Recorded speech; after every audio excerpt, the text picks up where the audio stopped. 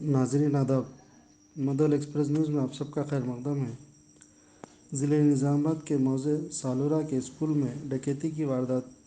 तफसीलात के मुताबिक स्कूल के एसएमसी चेयरमैन मालेपुला लक्ष्मण ने बताया कि हल्के बोधन के मौज़े सालूरा के ज़िले परिषद हाई स्कूल में अक्सर डकैती की वारदातें होती रहती हैं। स्कूल बंद रहने की वजह से आज फिर से डकैती की वारदात पेश आई, जिसमें 1,50,000 के कंप्यूटर और खाना पकाने के बर्तन चोरी हो गए। इन्होंने पुलिस से मुतालबा किया कि जल्द से जल्द एक्शन लेते हुए कार्रवाई करे।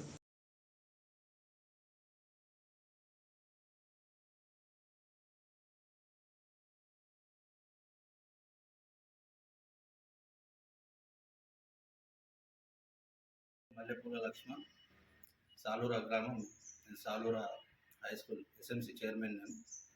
అయితే స్కూల్లో సెలవుల టైంలో చాలా మటుకు దొంగతనాలు జరుగుతున్నాయి. వారం 15 రోజుల కింద కూడా దొంగతనం జరిగింది. మొత్తం కంప్యూటర్లు, బియ్యము, కొన్ని వస్తువులు తీసుకెళ్లడం జరిగింది. ఇది పోలీసులకు కూడా కంప్లైంట్ ఇవ్వడం జరిగింది. మళ్ళీ నిన్న రాత్రి సెలవులు వచ్చే సమయానికి నిన్న రాత్రి మళ్ళీ దొంగతనం జరిగింది. ఈరోజైతే దాదాపు 1,50,000 ఖరీదు చేసే కంప్యూటర్స్ పోయినాయి.